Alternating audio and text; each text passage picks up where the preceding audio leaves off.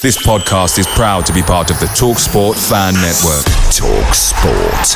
Powered by fans.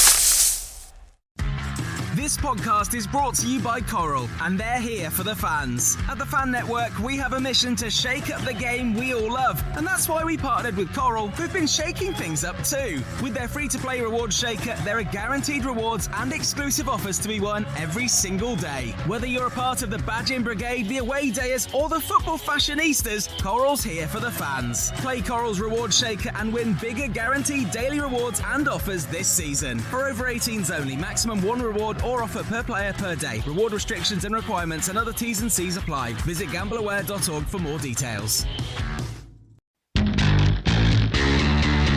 This episode is proud to be sponsored by Now, where you can stream Sky Sports flexibly. Catch the biggest games this season how you want, when you want. The football season is back, and you can keep up with all the action on Sky Sports with a Now membership. Whether you're perched on the edge of your sofa or hiding behind it, you can capture more of the drama this season with Now. The heat of the moment, the 90th minute winner, that last-ditch tackle, the pride on the line, and the best bit, you can dip in for the derby or stay for the season. With a Now month membership, you can stream all Sky Sports channels flexibly. No fuss. Go to nowtv.com to find out more about sports memberships. 18 plus, UK only. Minimum speed 2.5 megabits per second. Live scheduling may be subject to change. Full terms apply. This podcast is proud to be part of the TalkSport Fan Network. TalkSport. Powered by fans. This podcast is sponsored by AMG Logistics and in association with the Birmingham City Official Supporters Clubs. I'm your host, Craig Courtney, and we're looking forward to the next Blues game and finding out what our opposition fans think. Sit tight and enjoy the next edition of The Away End.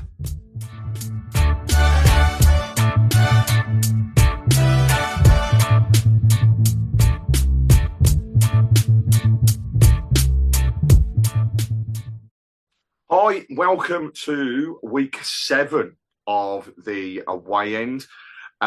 We're moving fast and forward towards, I can't believe I'm saying this, another international break. However, Blues are back on the road. We're going into the game against, well, a free-flowing Coventry City at the moment. We're again on Sky TV. We're again on at 12:30. I'm getting bored of this now. Please let us have a 3 o'clock back. And not just that, I feel as though this game, as we build up to it, is one not to be missed. Blues are going into the game off the back of a 1-0 win against Swansea, which broke the back of the losses where there was 2 on the bounce, and we'll be looking to push on. However, Coventry, what can we say about them? I've already said free-flowing. They seem to be scoring goals for fun, but they're also conceding. So it could be very interesting. Coventry are on a great run at the moment in the league, doing really well, flying high, but as well, 2 wins, 3 draws in their past 5 games.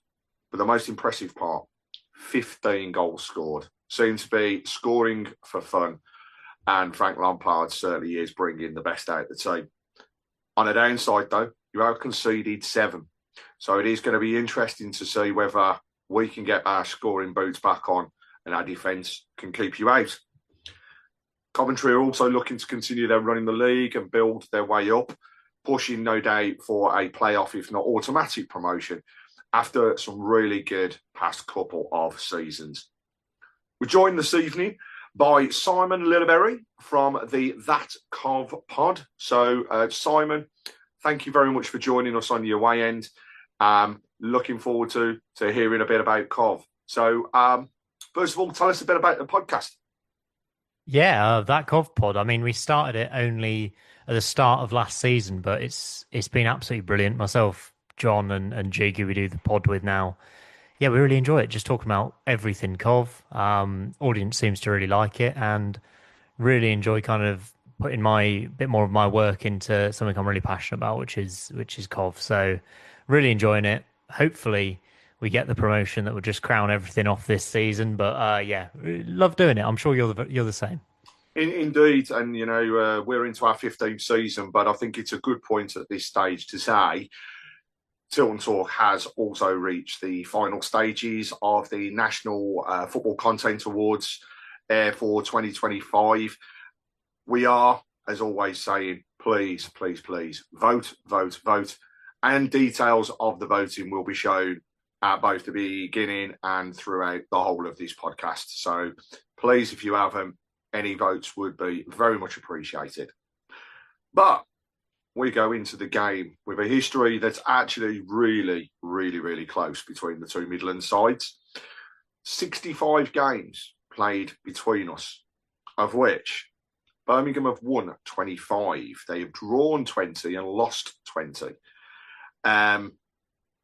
The downside for us comes in the past 5 games. So we've seen just 1 win out of those 5, 1 draw and 3 losses. So Coventry well and truly on top over those past 5 games. We last played each other in April 2024. For Birmingham fans, probably one of the only plus sides of that particular season as we got to the end of it. For Cov fans, they hated it as Birmingham won 3-0 at St Andrews at Knighthead Park. However, it still ended in relegation. So for us, we have played on and built that forwards. Coventry continued as well with that run up the league at that point. So, Simon, tell us a little bit about Cov this season. Obviously, we didn't play each other last season as well. So, what can we expect from good old Frankie's team? And this season, like I say, you're scoring for fun. What do you think is bringing that on? Yeah, really interesting. Interesting to you mention that kind of head-to-head, last head-to-head. I'd almost forgotten about that game at St Andrews, and I think half the players had forgotten to turn up as well, because I think that was the game which was 3 days or something before our FA Cup semi-final. It was indeed. United. And I've never seen a team of players want to get injured less than at that game at St Andrews. And obviously, we had a really poor end to that season after the FA Cup semi-final as well, but it was worth it to nearly make the final. This season, I mean, it's been really, really good so far. We've played really, really well. We crossed the ball an awful lot last term, and there was a little bit of worry that we might be a little bit one-dimensional under Frank Lampard, even though the results were amazing. We crossed the ball more than anyone in Europe. I think we scored 18 headers or something. It was that was how we were going to score goals. This season's been more exciting, more free-flowing.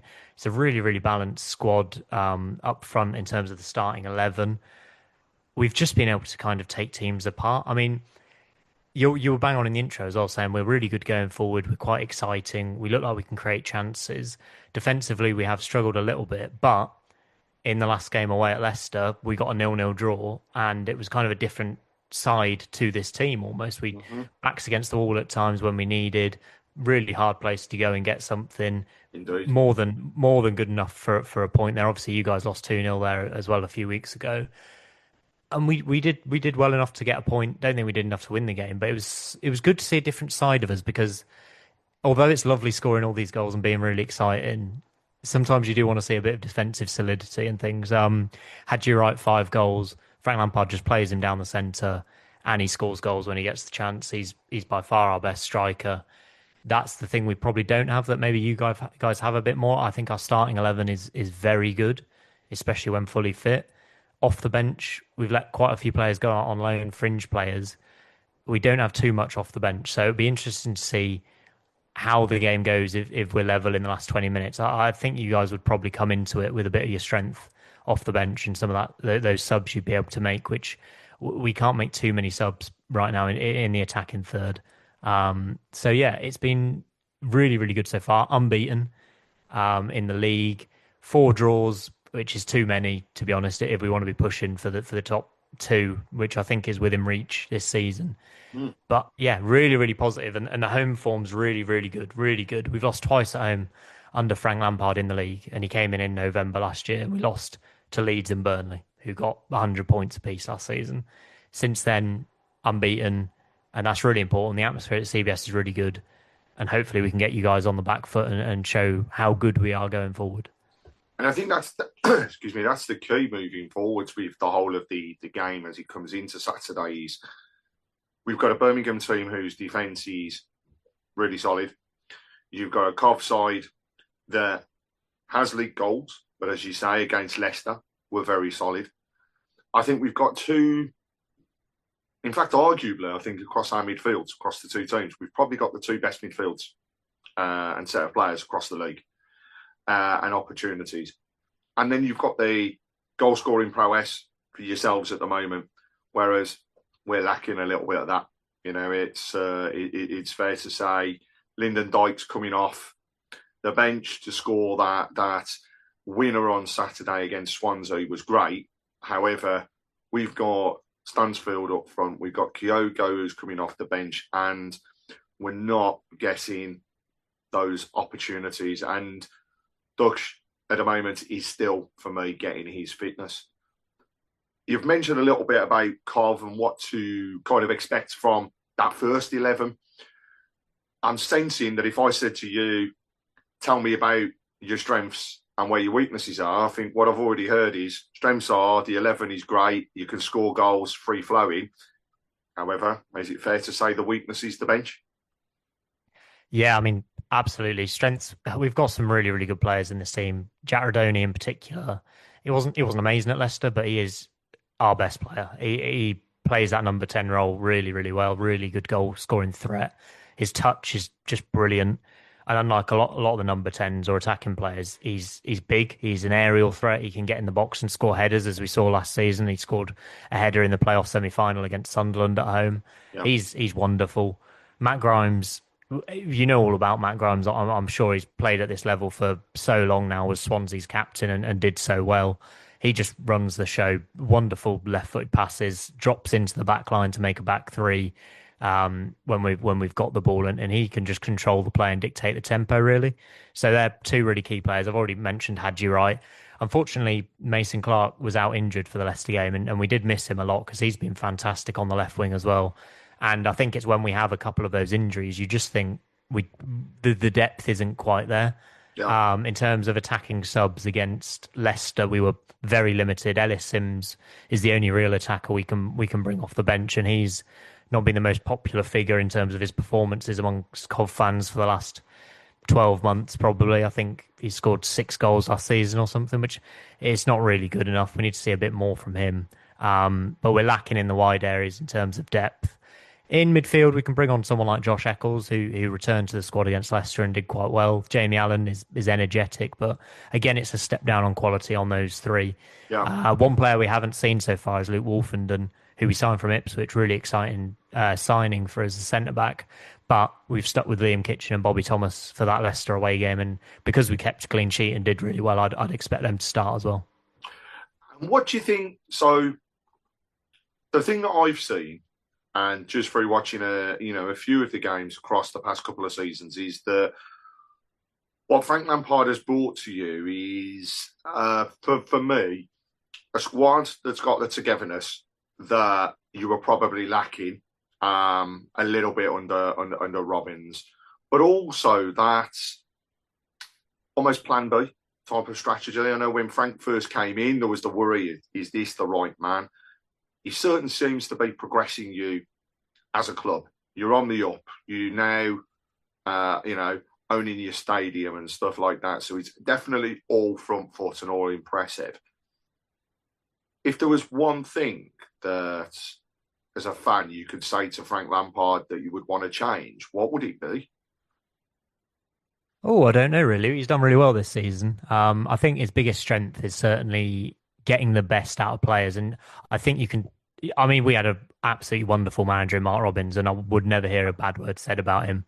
But Frank Lampard seems to have made us fitter, and we're a bit more on it. The squad's smaller, which is helpful in some senses that everyone's got a part to play. And Lampard gets the best out of the players at his disposal, I think. I don't know if he'd ever do something fabulous tactically that would outwit a much stronger squad. But the players clearly like playing for him. They clearly respect him. And we have a top 6 starting 11 for sure this season. He is very good at, and he has been throughout his career, I think, of getting teams to perform at their par or marginally above. So Chelsea got to the top 4 example and through the group stage of the Champions League.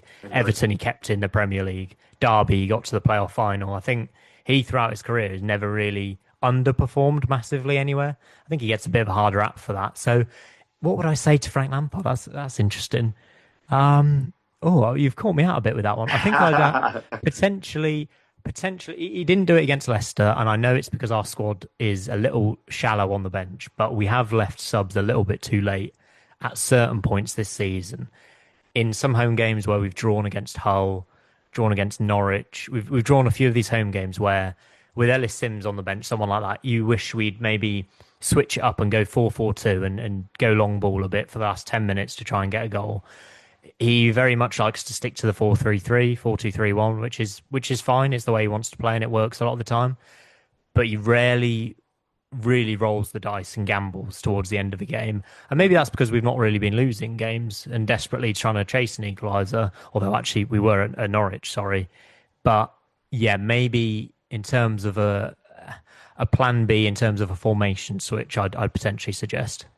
I mean, it's interesting that you mentioned there around the late substitutions, because I think it's fair to say Birmingham fans would say the same around Chris Davies. And it does at times make me wonder whether it's kind of like an age thing, really, because they're both still really young when you think about managerial records and people that are involved in the game. And they're both had a great period of time within the game. Both learned a lot from playing and then through the coaching ranks, but still really in their infancy as far as managers concerned. So I think they're probably learning as they go on. So this episode is proud to be sponsored by Now, where you can stream Sky Sports flexibly. Catch the biggest games this season how you want, when you want. The football season is back, and you can keep up with all the action on Sky Sports with a Now membership. Whether you're perched on the edge of your sofa or hiding behind it, you can capture more of the drama this season with Now. The heat of the moment, the 90th minute winner, that last-ditch tackle, the pride on the line, and the best bit, you can dip in for the derby or stay for the season. With a Now month membership, you can stream all Sky Sports channels flexibly. No fuss. Go to nowtv.com to find out more about sports memberships. 18 plus, UK only. Minimum speed 2.5 megabits per second. Live scheduling may be subject to change. Full terms apply.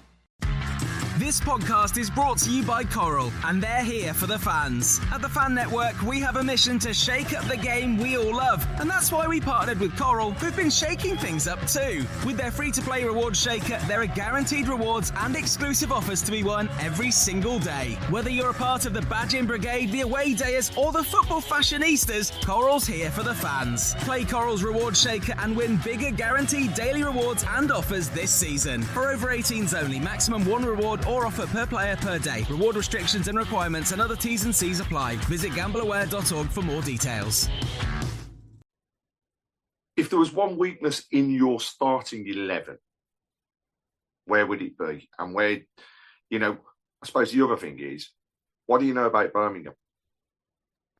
Yeah, first of all, I apologise if you can hear my washing machine going off in the back. I'm just rattling around. I hope that's not too disruptive. We can't hear a thing. Weaknesses for us. Starting 11 looks good, really. I would say the one area we get targeted is Jay De Silva at left back. He is really come on under Lampard. The last few months of last season, he nailed down that starting left back spot. This season, he's been very good again.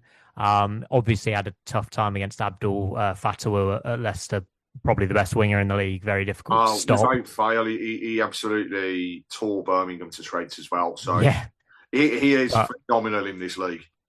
Unbelievable, isn't he? He scored obviously a few good goals already, and he skipped past De Silva a few times to the point where De Silva just took him out and got a yellow card, and we ended up having to take De Silva off so he didn't get sent off. But we kept a clean sheet, and he did a reasonable job. He is targeted for his height. He's very, very short, very small.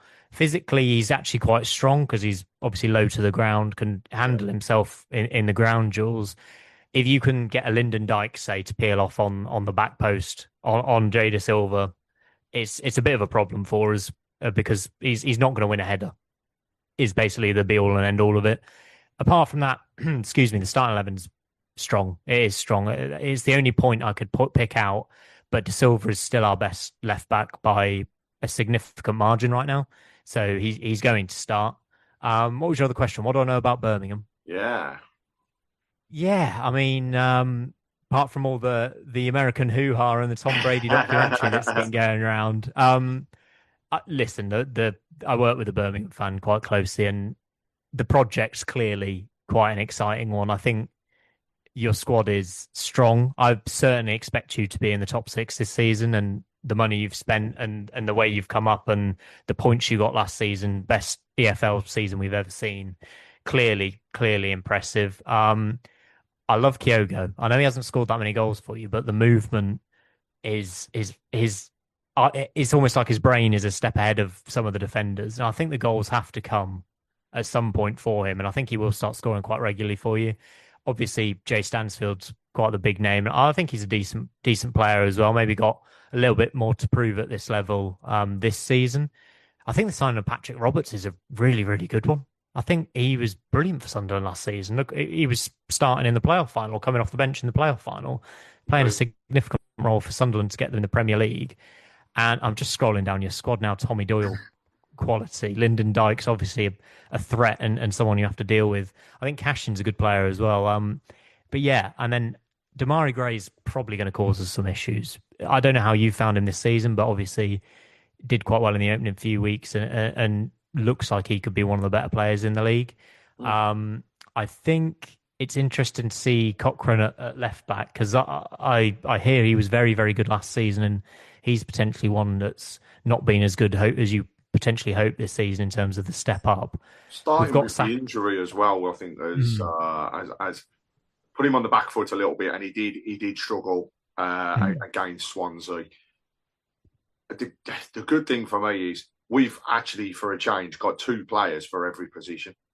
And you could argue that the starting 11 and those coming off the bench, you could swap them about and it'd still be equally as strong for both of them.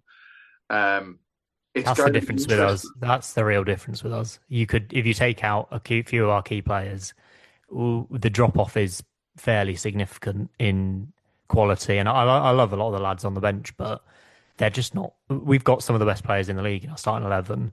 We've got players who can just about cut it in the Championship on our bench. I think that's where we're at. I think we made 8 subs for the Cup game at Millwall.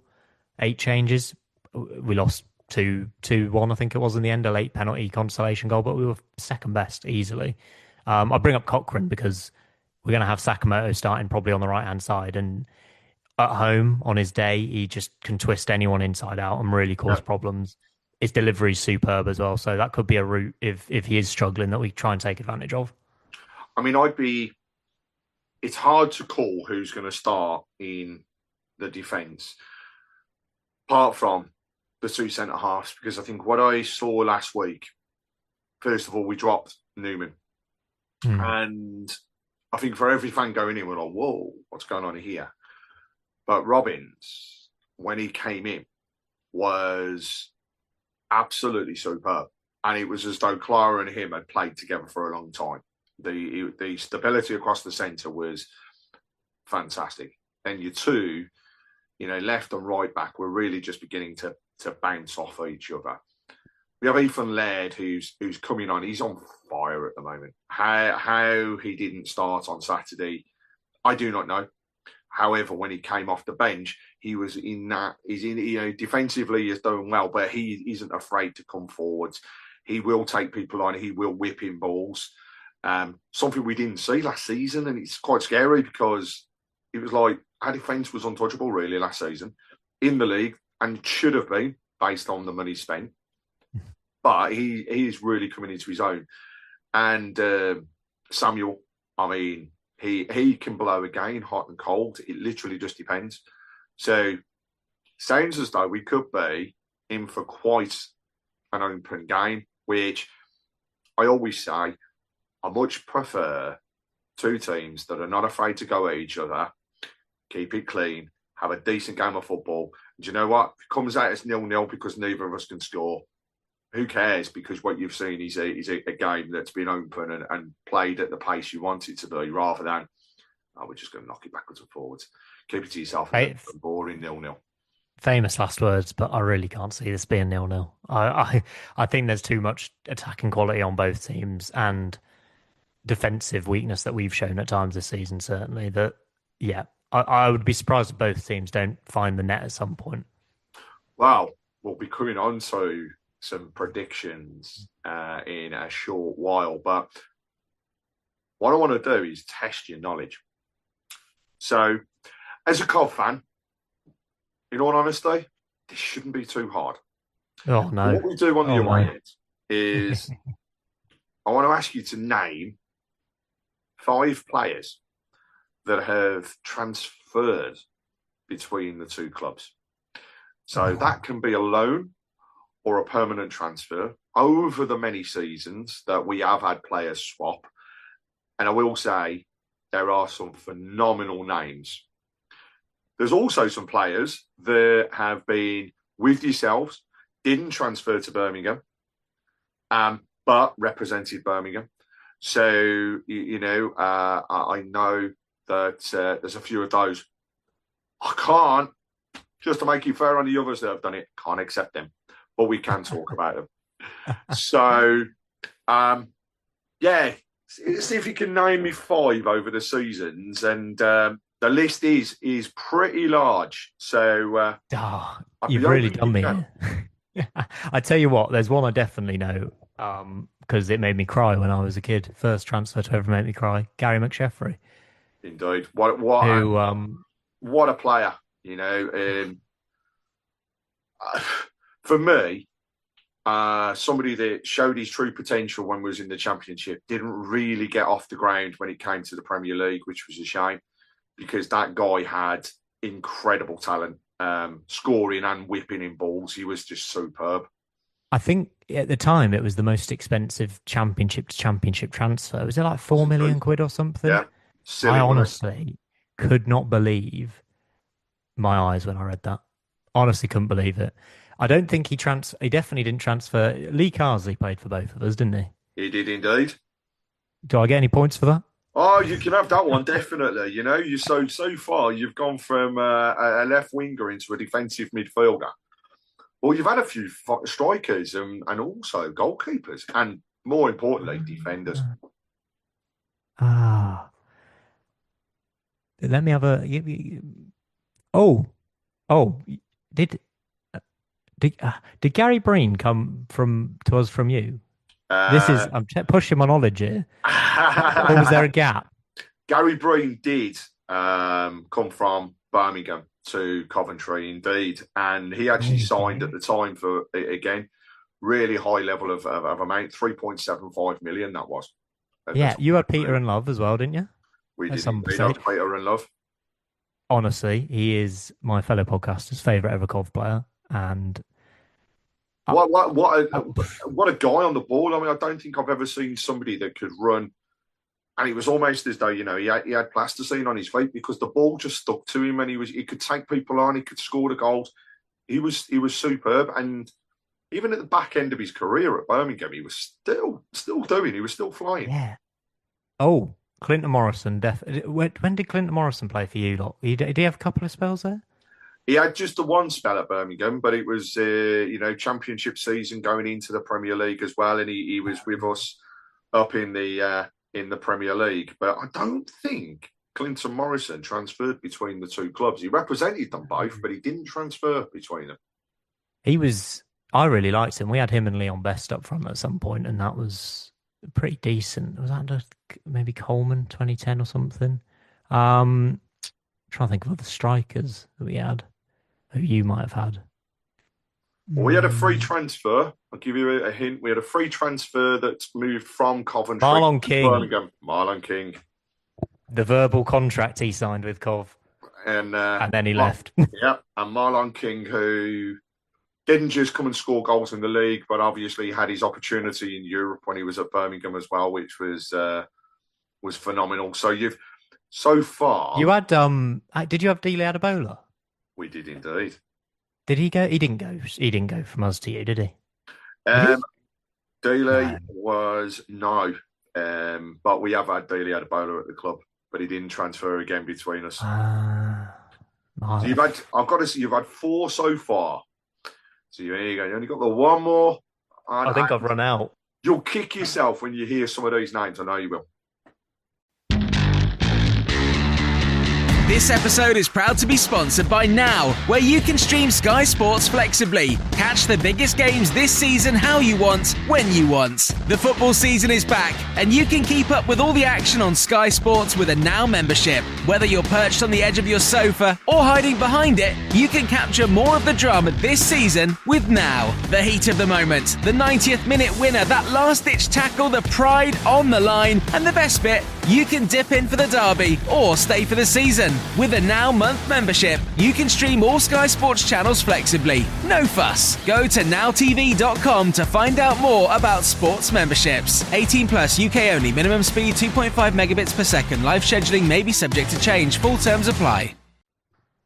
Oh, there's got to be more recent ones. For some reason, my brain's going back to 2000, early 2000s, but there's got to be some more recent ones that we've Gary McCheffrey, you mentioned. First of all, was at Birmingham. Julian Joachim? Not between the two clubs. Not between them, but he did play for you, didn't he? He did indeed. I'll I'll give you time frames. So you had a goalkeeper from us in the 2018-2019 season. He was only a loan transfer, but Is that Stockdale? Stockdale. There's your fifth. Sir, you knew you could do it. I think he played like twice for us. Was it an emergency loan? It was an emergency loan, yeah. He was well and truly frozen out of the Birmingham squad. He was quite good. He was phenomenal. And you hear the story of what happened, which we have done. He's joined us on Tilton Talk, and he has talked about his time at Birmingham and what happened. And, you know what I mean? No player should never go through what he went through.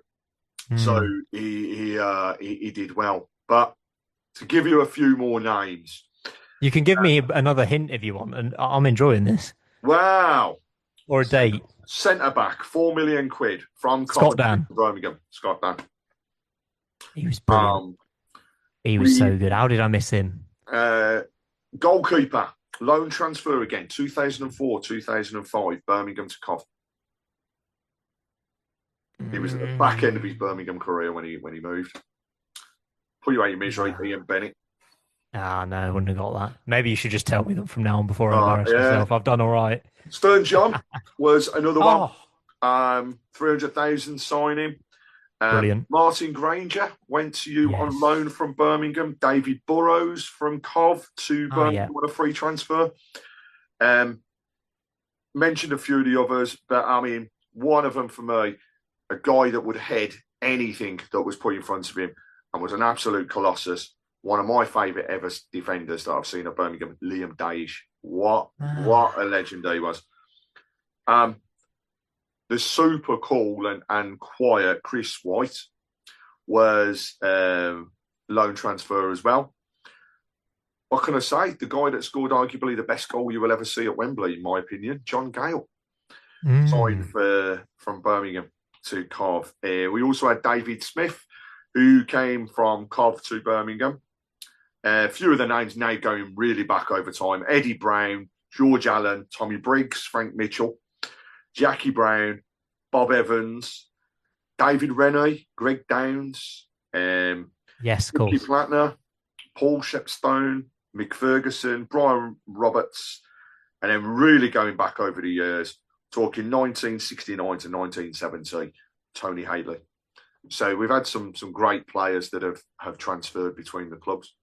So there's not really been a recent one. No. Last 10 years, really, Stockdale and, So we get to the important point now where I ask, what does your head say and what does your heart say the result will be on Saturday in our 12:30 kickoff?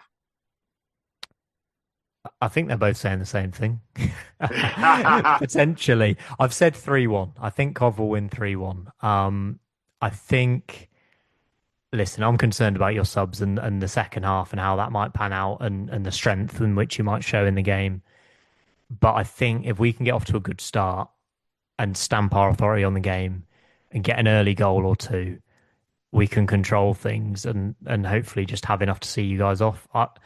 Listen, you've got enough in that squad to definitely get something from this game. But we're really good at home. I'm trying to be a bit confident going into this game, even if it might not be the same on Saturday morning.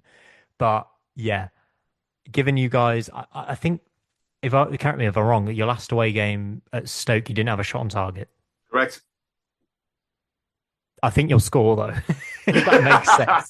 I still think you'll score because you never know with us a lot. But yeah, I think looking at that, I'd hope you don't massively improve, and if that is that case away from home, we should be able to win the game. So I mean, you can imagine I've got to back my boys. However, it's going to be tight. I think we actually could end up.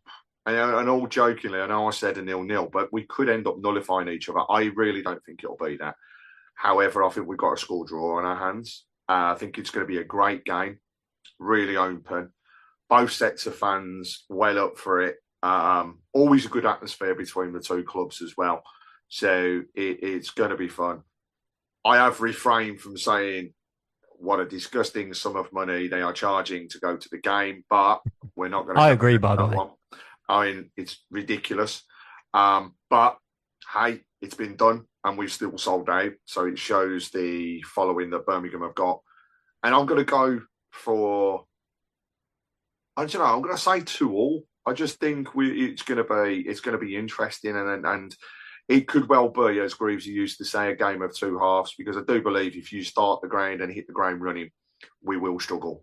But we can come into things. And Chrissy Davis is learning all the time, so hopefully he will take a little bit of what he learned from Swansea, bring that forwards into the next game. How happy would you be with a draw? Would you be happy with a draw? We're drawing too many games. I'll take a draw because I think that this league is that open that in the past seasons we've seen somebody run away with it all the time. I don't think you're going to see it this season. And some people would argue it's actually a poor league. For me, I like it when teams are that close that you cannot predict what's going to go on. And, yeah, who knows? We could both be talking about, dare we say, playoff game against each other, or even fighting for... Top two will do me. Top two will do both of us. I think I'd say exactly the same, but I just think we're still learning. But, yeah, I'll take a score draw. I'll go with 2-2. So, Simon, thank you very much for joining us on the away end, which is sponsored by AMG Logistics and in association with the official Birmingham City Supporters Club. Details of how to join that can be found on www.bcfcosc.com and look out for further details and links. Again, thank you for joining us, and I'll sign off all by always saying have a great game for the rest of the season, but not on Saturday, and keep right on. Cheers.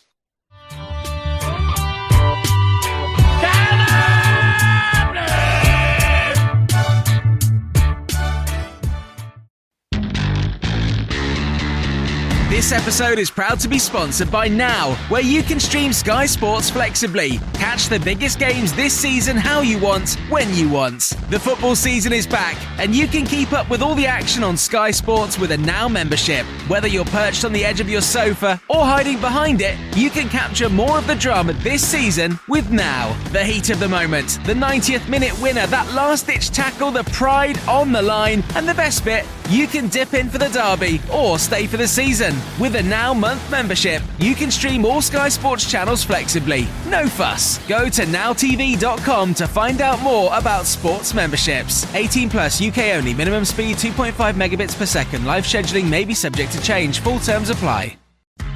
This podcast is brought to you by Coral, and they're here for the fans. At the Fan Network, we have a mission to shake up the game we all love, and that's why we partnered with Coral, who've been shaking things up too. With their free-to-play reward shaker, there are guaranteed rewards and exclusive offers to be won every single day. Whether you're a part of the Badging Brigade, the Away Dayers, or the Football Fashionistas, Coral's here for the fans. Play Coral's reward shaker and win bigger guaranteed daily rewards and offers this season. For over 18s only, maximum one reward or offer per player per day. Reward restrictions and requirements and other T's and C's apply. Visit gambleaware.org for more details. This podcast is proud to be part of the TalkSport Fan Network. TalkSport. Powered by fans.